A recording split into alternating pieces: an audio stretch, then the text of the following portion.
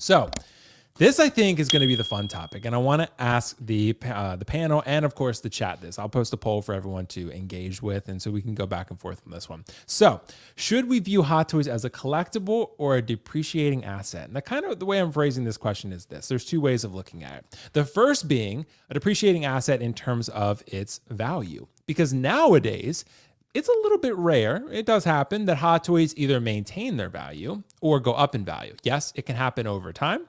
It can happen over years, 4 or 5 years or whatever. But nowadays, with the influx of IPs and figures and manufacturers and overproduction from time to time, that's changing a bit, right? So, and now we also have to factor in things like flaking pleather or joints falling apart or bodies, ankles getting loose, depreciating in that sense. So, Optical, I want to start with you. How should we look at these Hot Toys? I mean, at the end of the day, they're collectibles and they're enjoyment and fun, but are they more depreciating assets like a car? Like over time, they're going to lessen in value and worsen and degrade, or should they be viewed as something that is sort of like a fun, but also can help maintain and maybe go up in value? How do you view that nowadays? If you asked me 5 years ago, the answer would be different. But you're Right. asking me now, so it's a depreciating asset now.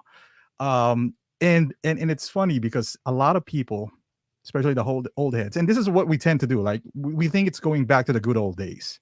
Right. Yeah, like NBA, it's going to be physical again. It never was. It's 20 years. It's never going to be physical again. They're not going to have that hard fouls anymore. NFL is not going back. The WWE, for those who watches wrestling, it's not going to be back to the Attitude Era. No, it's not. Like, we're in a different world now. So is Hot Toys. If y'all think that, hey, this is just a phase, I don't think it is. Like, okay, maybe we'll see with that clone trooper, but a lot of things have changed since 2015. Not just Hot Toys, but the amount of stuff that we buy. There was no competition back then. Now there is. So the pleather has always been there, right? Like the pleather has always been peeling. Rubbers are deteriorating, but they maintain their value. Now figures are actually getting better in quality, but the price is going down. I think it's just way too much in there. It's just there's just a lot of stuff, not just Hot Toys, and this happens all over, like statues, other collectibles. Even Regal Robot is getting a hit, like in the secondary market. Mm-hmm. So there's just too much stuff nowadays, and this is not exclusive to Hot Toys, and this is why you have to, kind of, I guess, be smart with your purchase. Again, buy what you want, right? Like, but if you are looking at this as an asset, we're gonna be like, this is not like before. Even back then, those who bought the original, the OG Mando, the one who bought 3 or 4, I'm gonna keep it sealed because this is gonna be rare. Yeah, that didn't turn out well. And and that was like 2-3 years ago, right? That OG Mando, they bought a bunch of those, kept it. Even that scrambled eggs all over their face. Yeah, like, what is this? Like, I think nowadays the only one that we've seen is that Arena Boba Fett. Yeah. And even at that, it was a small batch. You didn't really have the chance to like stockpile on it. And even if you did, I don't know how much profit you'll make out of it. Nowadays, if you do that, it's more of a risk than a smart move, because you never know if they're going to reissue it in a year, so it was like, or 2.0 them in a year. So as far as this question, yeah, I mean, nowadays it's more of a depreciating asset. It's very rare now. Like back then we were like, oh, it's a grail. Oh, the grail is a personal touch, your attachment. No, it's kind of like a lot of things, the value, how rare it is. How many times can you say that on a figure that has been released in the past 3 years? I think Hella was released 4 years ago. Yeah. Like, very rare now. Like in the past 3 years, you can't say that on any figure. You can count it maybe with 2 hands, less than 10 that's sold out.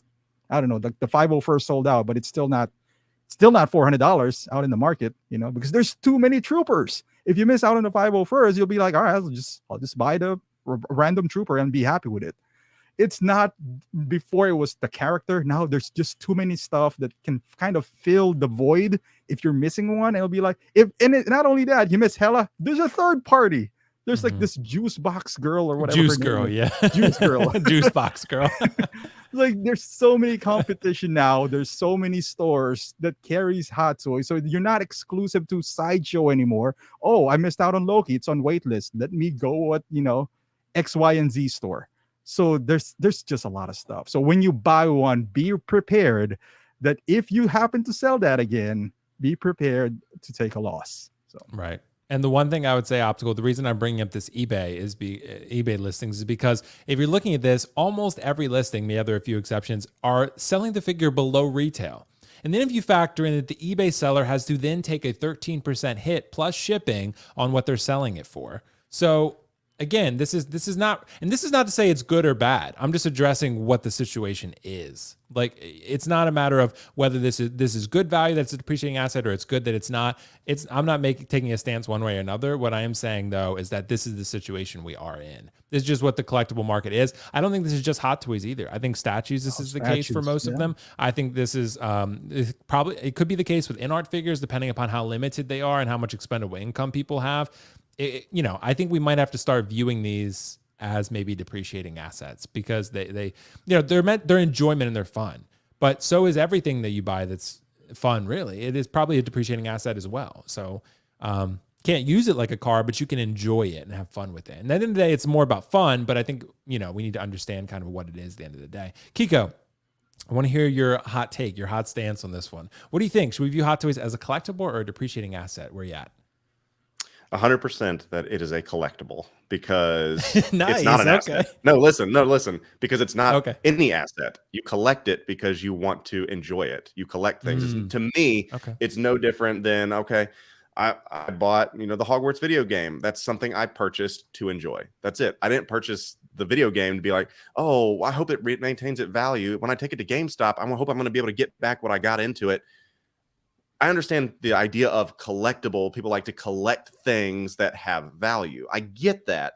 But for me, I have quite a few figures, but there's nothing in there to where I was like, ooh, I bought this because I can't wait to see the value go up and down on it. Yeah, I track that because I think it's important to kind of, stay aware of those things, but they're not assets at all because an asset is something that you use to essentially make a move, up or down, essentially. Me as my collectible is something that I want to collect to enjoy.